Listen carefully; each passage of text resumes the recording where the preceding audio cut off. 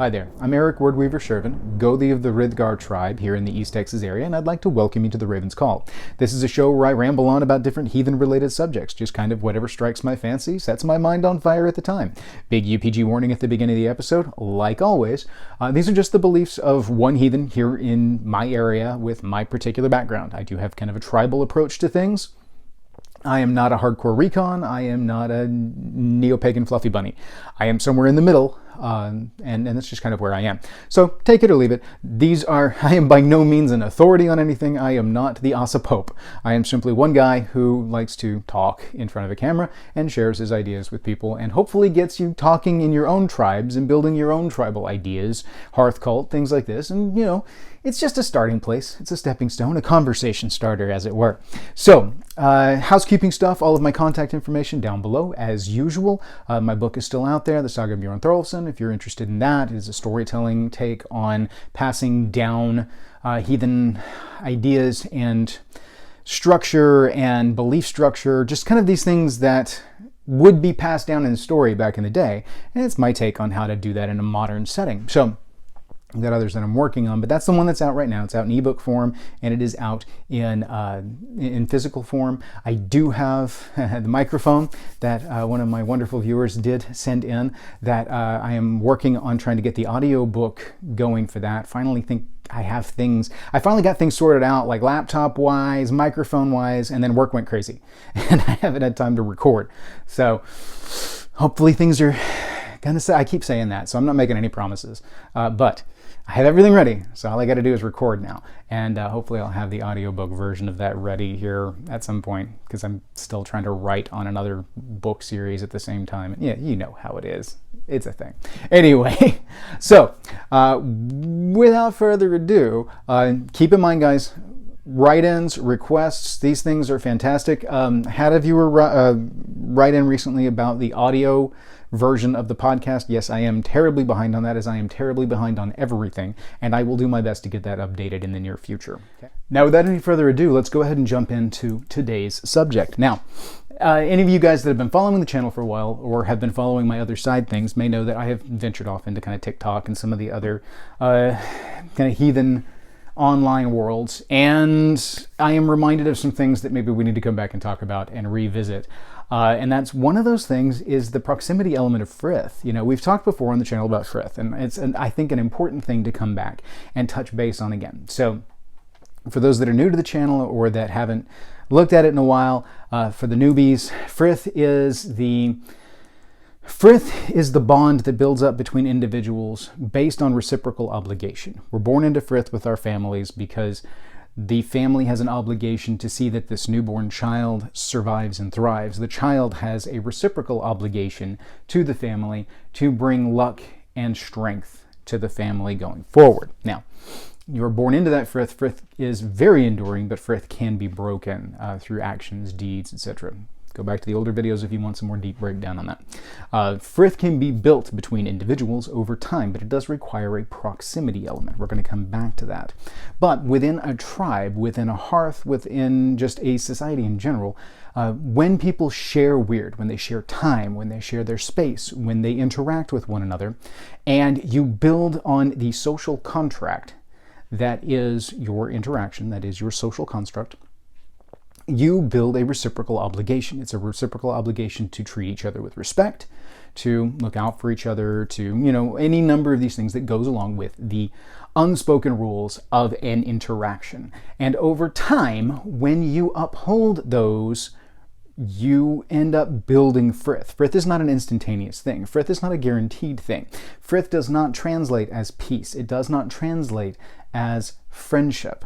Frith is that intrinsic bond that comes from upholding these obligations, and Frith leads to friendship. Frith leads to these relationships becoming stronger. When you have strong Frith, you can have strong relationships with individuals.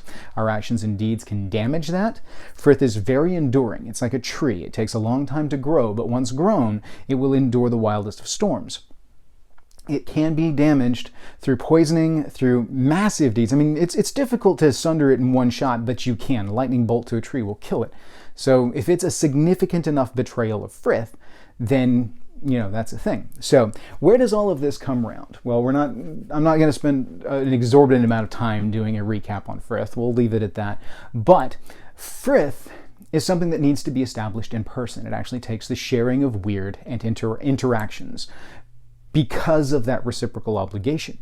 The problem that you run into with it online when you're dealing with people in the online sphere is that it's very easy to step away from those relationships. If you are interacting with someone online and, they type one thing wrong, they don't respond to something in time, it's very easy for those things to damage that relationship. You can misinterpret what they type. You can misinterpret a video that's done. It's easy to fall into some of these other categories that we're going to come into in a minute. And at that point, those relationships, you begin to understand that those relationships are very fragile in what they are. Yes, you can build friendships, you can build all of that online, but as far as establishing real meaningful Frith, it's something that you need that in-person physical proximity for. Now, a lot of people are going to contest this, and that's fine. That's not my hall, not my call. But this is my standpoint, so that's where we're going from. And what you're going to end up seeing is that in the online communities, a lot of people will assume Frith. They will assume community. And what they forget is the part that we're now coming back to, is that our interactions with people online are with the mask.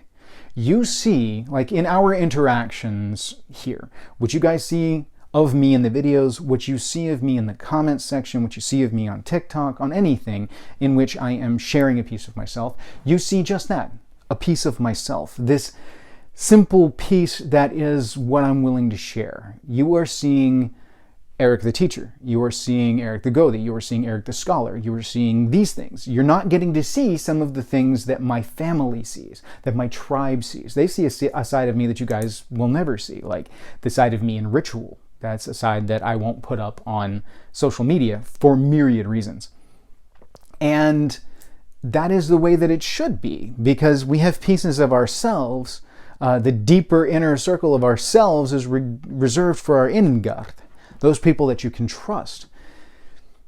Every interaction you have online is with the mask. It is with the person that they're willing to show you online. Now, some people are much more genuine in their interactions online, but it is still, there's the screen in between you. There's the internet between you. There's also the lack of physical weird interaction, the energies that you create interacting with one another, bending and twisting weird as you walk through and as you exist in that space, your actions and your energies.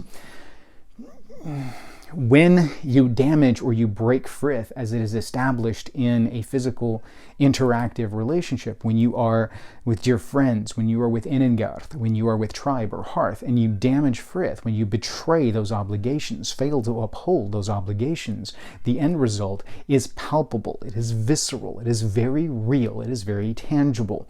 There are very real world repercussions for betraying that Frith. In an online community, you don't have the same issue. You don't have the same kind of repercussions. There's not the same kind of gravity and weight to the interactions, because at the end of the day, you can turn it off and you can walk away. Now, yes, people do get all up in their feelings and they get bothered by what goes on online. But in the end, if it gets bad enough, they can turn the computer off and walk away. They can leave a Discord server and they can walk away.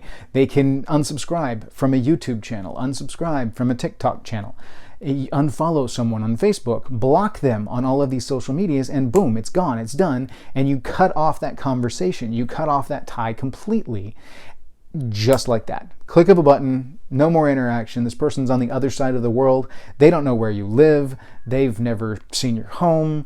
They'd have to do some heavy internet sleuthing to hunt you down, and it would have to be worth it in the first place for them to do that. There's no real world repercussions. That takes away the value of that interaction.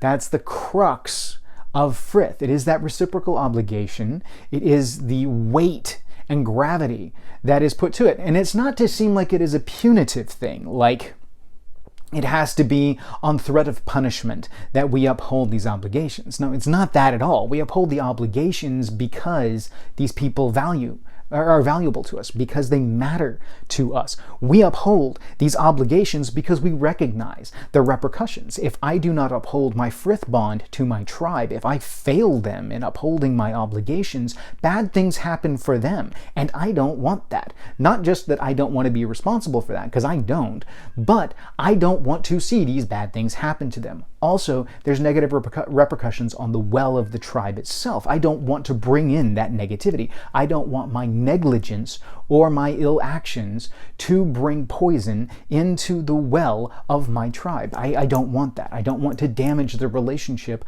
of my family, of my hearth, of my clan. I don't want those kind of damages to come from my failure to uphold my frith bond. So I try very hard to maintain my frith bond and be respectful of the boundaries of that and the little nicks and chunks that can come out of that frith bond over time. Now, yes, it's very enduring. It will hold up to a lot of things if it's grown properly and if it's done properly, if it is the result of true frith. Unlike online interactions, which do not come from that. I can't just turn off the screen on my family. They will always be my family. I will always be tied to them. I'm not just going to walk away from my tribe and not feel some kind of repercussion. I could turn off the YouTube channel and never cut another video, and honestly speaking, most of you won't even notice that I'm gone. You only remember that I'm here when it's like, oh, hey, look, a new video. Now, don't get me wrong. There's some of you that reach out to me like, hey, are you still out there? You cutting stuff? Yes, I'm cutting stuff. I just... craziness and low spell slots. But the gist is that you would rock along fine. You would go on about your business and you wouldn't be all that terribly impacted by my disappearing because we don't have a frith bond built. Even with online games where you may have an ongoing social contract with like a clan or a guild where it's like we raid every Thursday and we do all this, and I used to be in WoW a lot. We had that kind of thing going. If I dropped away from that, it would be an inconvenience for them for a little bit. It would impact their fun, but ultimately they would replace me with someone else, and any tune put in that spot would have been just fine as long as they knew what they were doing.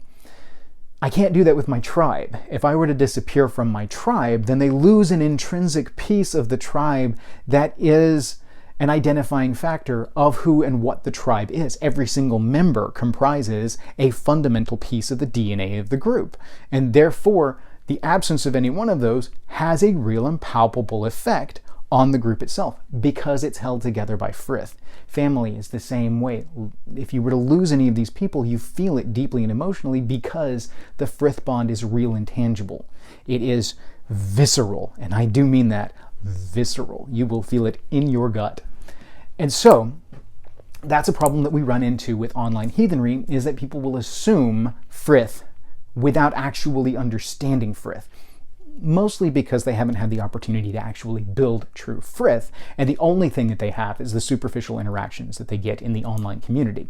They are valuable for networking. They can lead to real-world frith bonds in the end when people meet up and start bonding that way and share that weird. They share that life force. It takes time. It is not an instantaneous thing.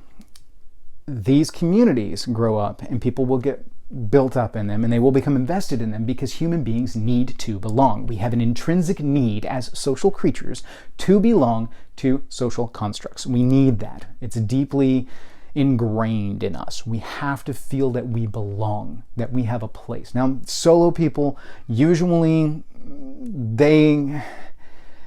I don't want to globalize because every person is individualized and every person approaches things differently. A lot of the people that I find that are solo heathens either haven't found their community yet or have some baggage from community-based things in the past. They have other things that they're not working through or they are working through and haven't just made it all the way through yet. There's a ton of reasons. And some people are just introverts and loners and prefer to be by themselves.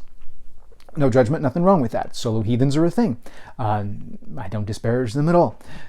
From looking at those that need that social interaction, that need that social belonging, that need to be a part of that social construct, online heathenry makes it very, very simple, very easy, very readily accessed. It is instant gratification.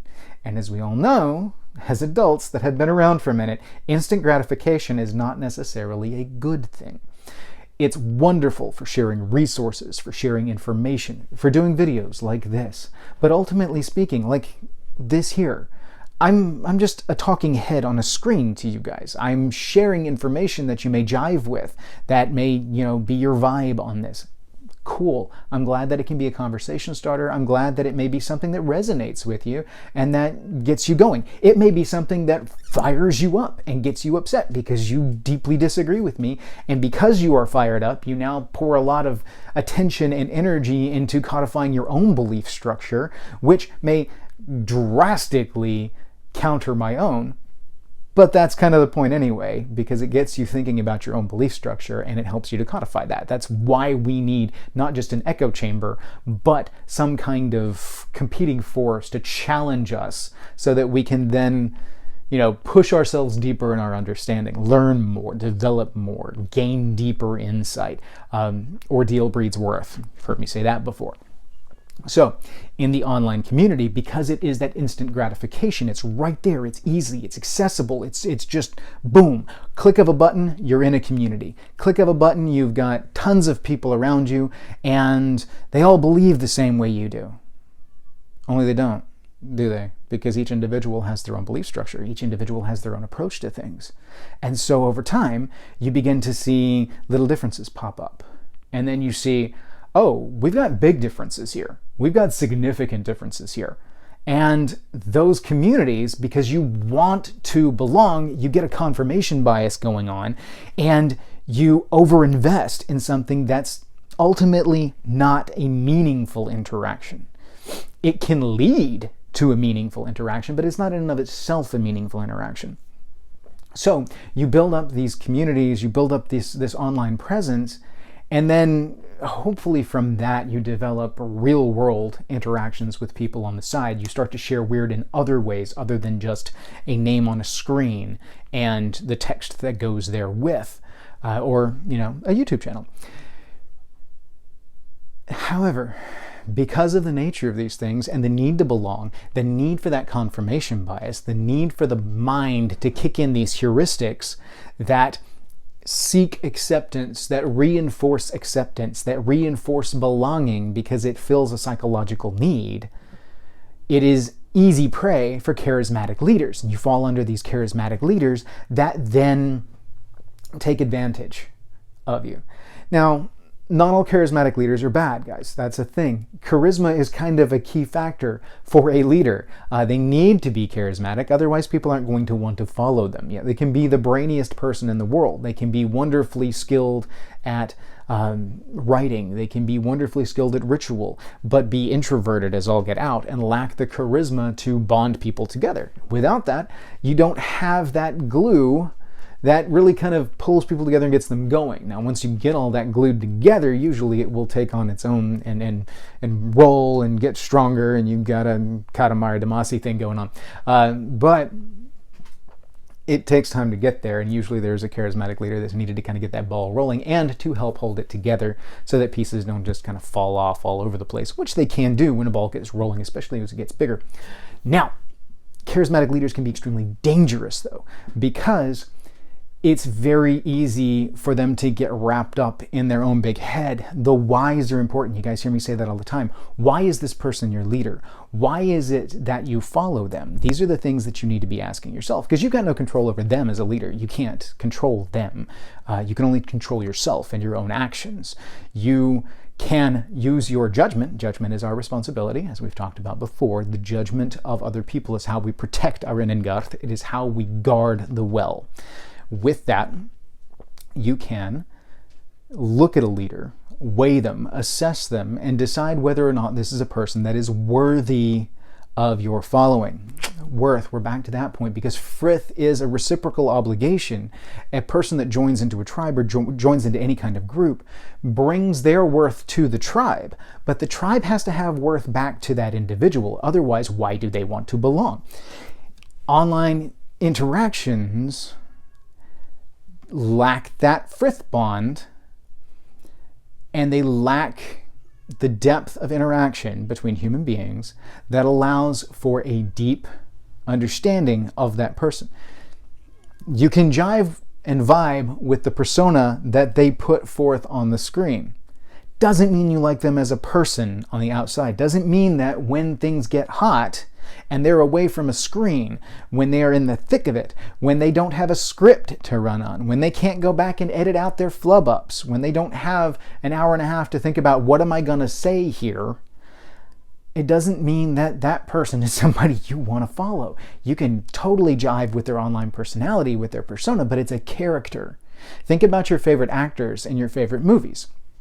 Sure, some of them are really cool people on the side. Some of them have political views that couldn't be more disparate than your own. They have religious views that couldn't be further from your own. They may be people that you really don't like. Like for me, when I go through and I find an actor that I like in movies, I will approach their work as an artisan, and I will like them as an artisan. But I do not get into their social media. I do not get into their personal lives. I don't care who they're married to, who they're dating. I don't care what they're doing on the side. I don't want to see the video of them on TikTok at a restaurant cussing out a waitstaff. I don't want to see that, because all I'm in it for is the character. I'm not here, I don't have an actual interaction with the person, so I will distance myself from that because there's no meaningful interaction there. I'm not sharing weird with them, I'm watching a movie. I'm enjoying entertainment. It's like this. You guys don't need to necessarily know all that much about me because all you're doing is watching a video and either enjoying it or not and bouncing or staying. It's up to you. It's different when you're talking about a leader of a community. These people need to be vetted. These people need time to, really weigh them, to feel them out, to get a gist of their energies, their judgments, their approach to things. Are they worthy of having you follow them? Because without followers, a leader is nothing. A leader has no power without individuals backing them. You can have a charismatic leader online, but if nobody is buying it, if nobody's drinking the Kool-Aid, then they're, squawking into the wind and it's falling on deaf ears. If they've got enough people that listen and follow, then they can do some serious damage. They can do some serious good, but they can also do some serious damage. So again, that judgment thing is key. And that's where we run into problems in the online communities as far as like online heathenry goes, and why you guys will hear me frequently say, I am not a fan of online heathenry. I'm not.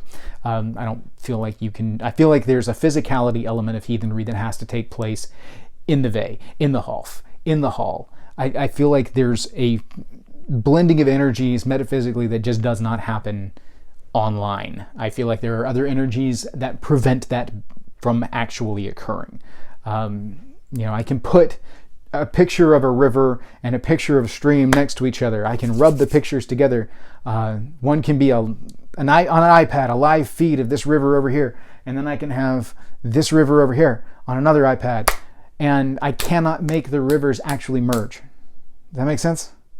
It's like, yeah, there's representations of both. There's a window to both, but I can't make the rivers merge. I can't create a delta out of these two rivers on the opposite sides of the planet because they're not physically there with each other. They don't share waters.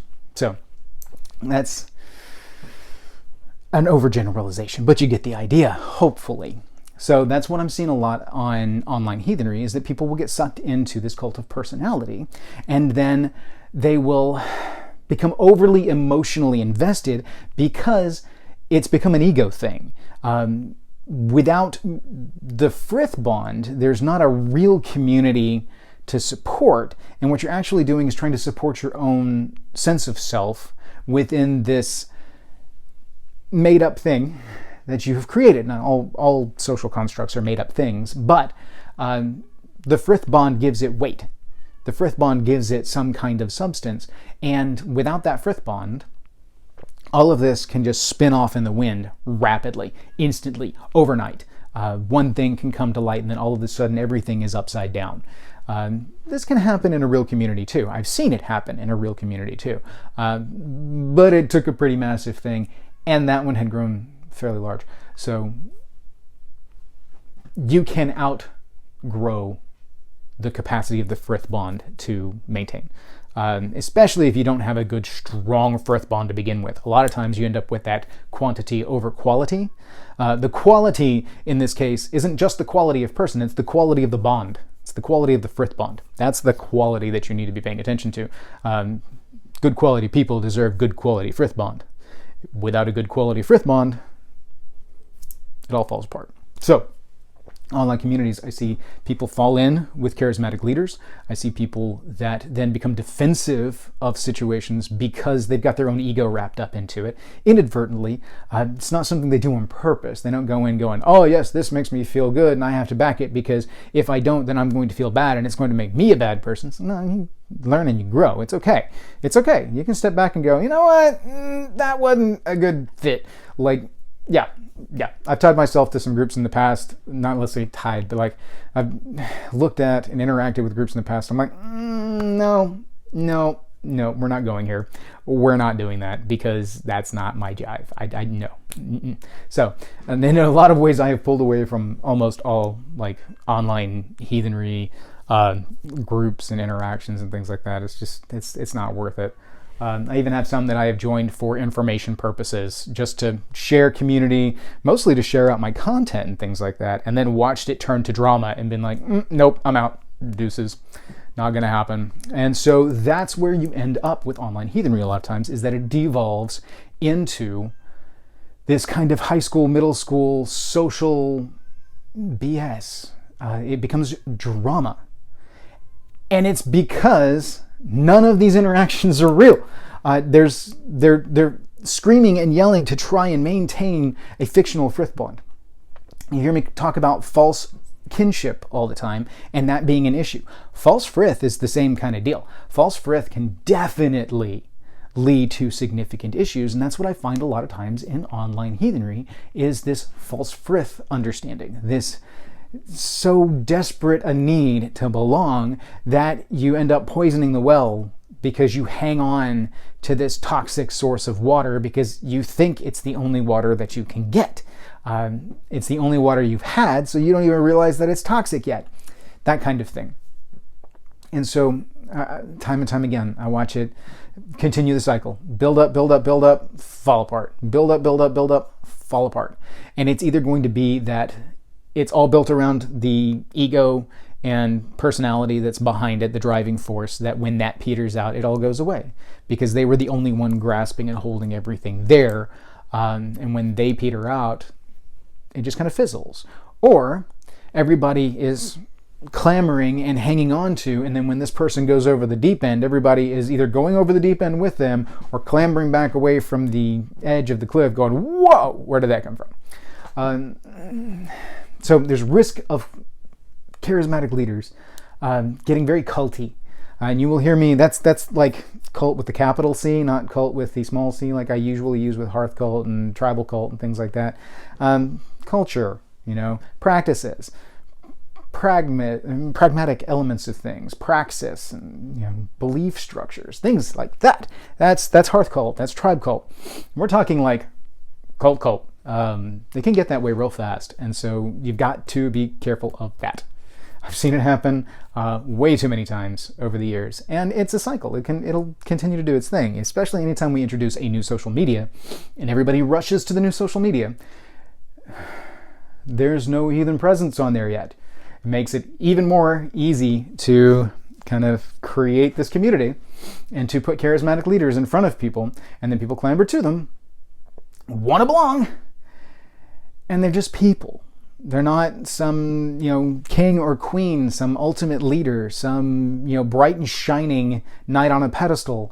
They are just people, and they have people problems, same as anybody else. They need to be vetted like any other people that you would interact with. It's real easy for them to gain new followers because there's nobody there yet. It's easy to get that sucked up. And then as more sources come up around them, as communities build up around them, you end up with that falling apart, people realizing that there's something else, and then everything turns on its head. But the problem you also have with that is all of these people, because of that same, it's like a superficial interaction in the online community to begin with, they're hurt now. And so they need a place for that to go. And the internet, I call it Trollheim for a reason. It is an echo chamber, and it brings out the troll in people. Good people will turn to trolls if they are riled up enough. It can absolutely happen. It will bring the troll out in you, even if you are not normally a trollish person. I've seen it happen. And you'll end up with situations where, like, the best imagery that it comes to mind is the village full of people with the pitchforks and torches demanding justice, when what they really want is vengeance. And they don't know that. They think they're demanding justice because this wrong has been done to them and therefore it must be righted, but what they're doing is acting out.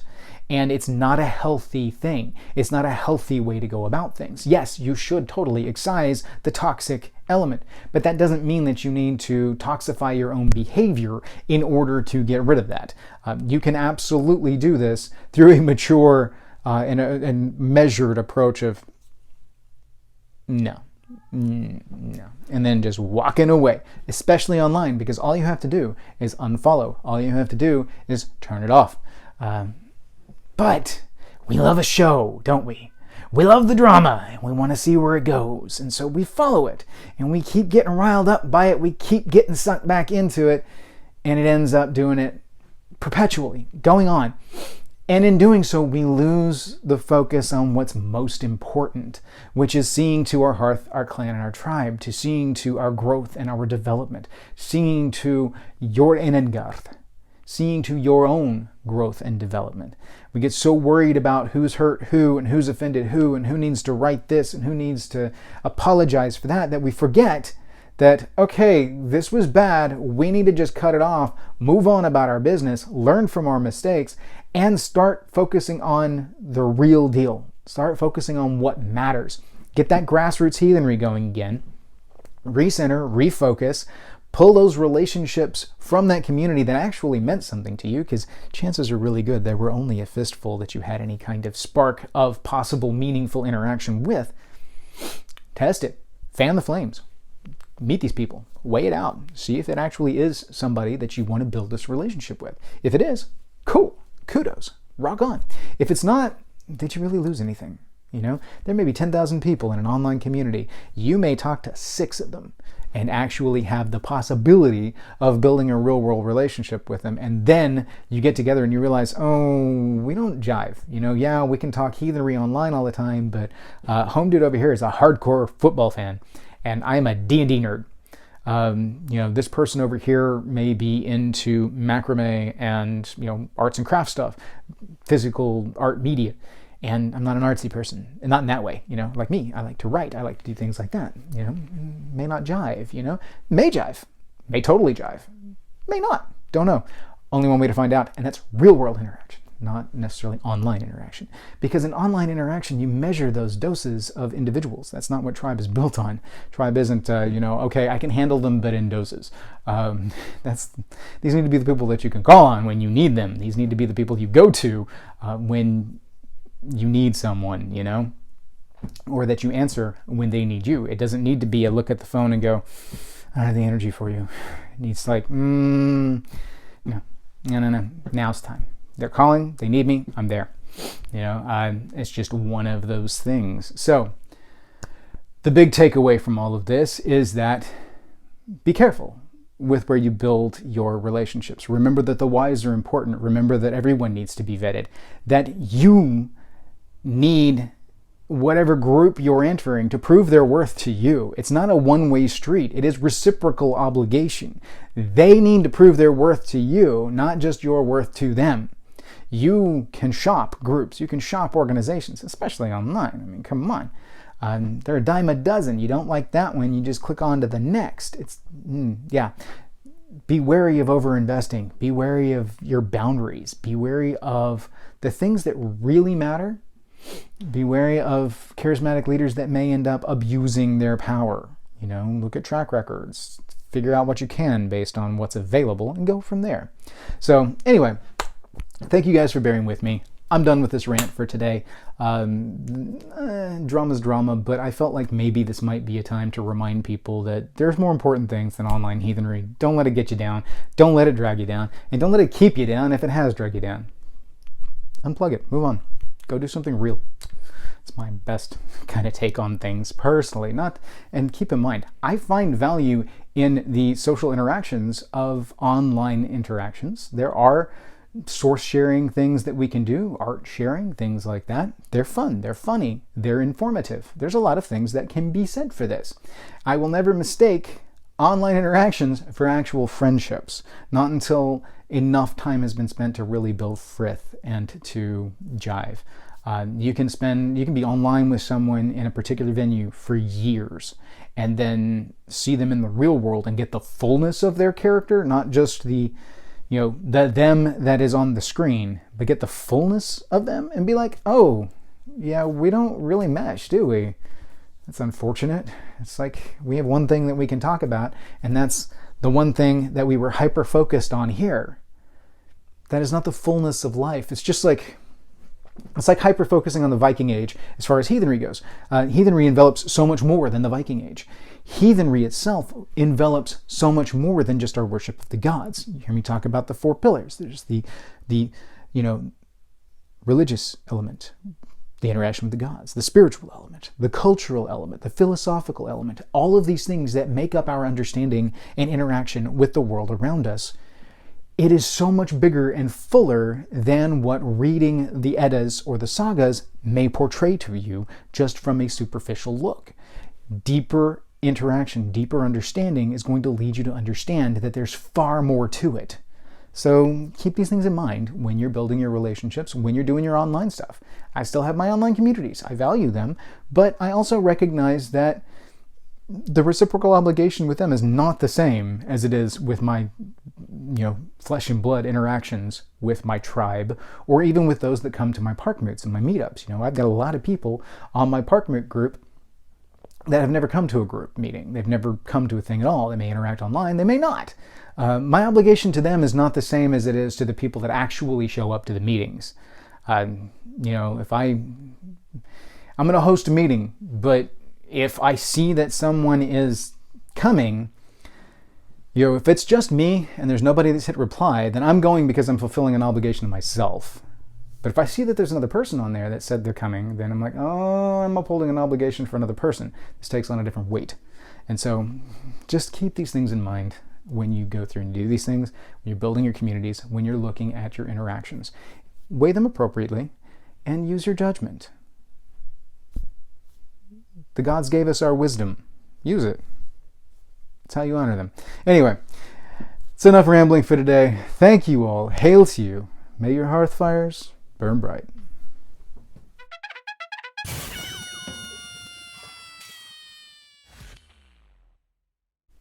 Okay, we're going to shoot this and see how this works. I'm going to give it a go. Guys, this is, I know, been a while. We're in the post-credits stuff, the cutting room floor, as it were. And so, yeah, we'll talk a little bit about D&D, because that's my other hobby that everybody knows that I'm into, so why not? D&D's rocking along just fine. Recently had my team run through a pretty cool dungeon. They have They've got the pieces of the 12, which is this big thing that they have to find. It's the crux of the story, the MacGuffin, if you will. And it's the main point, the crux of the mission, this ongoing thing that they have to do.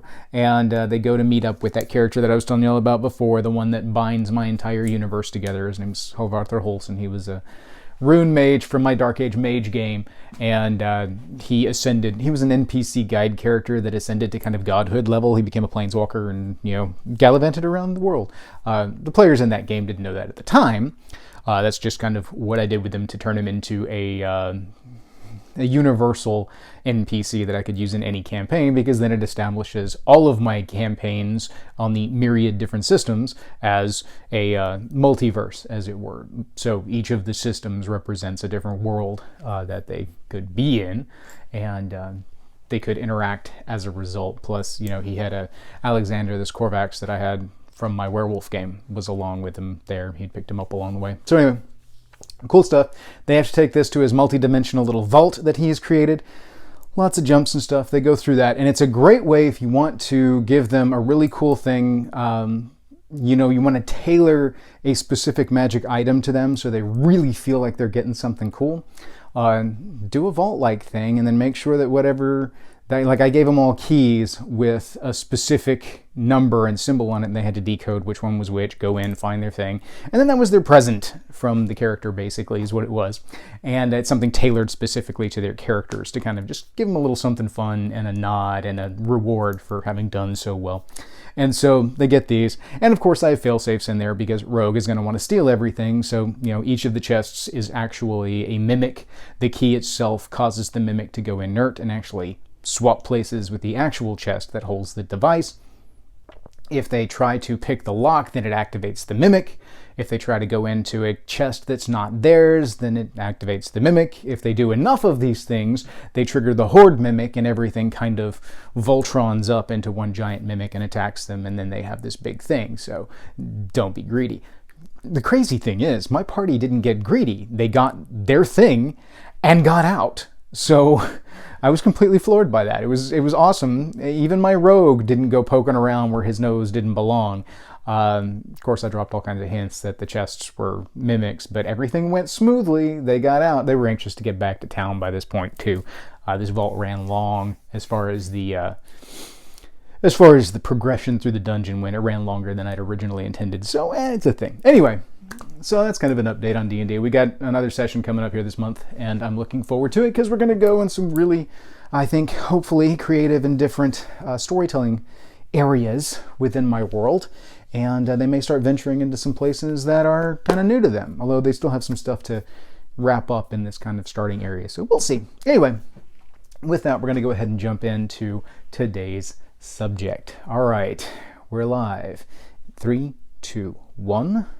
Let's jam.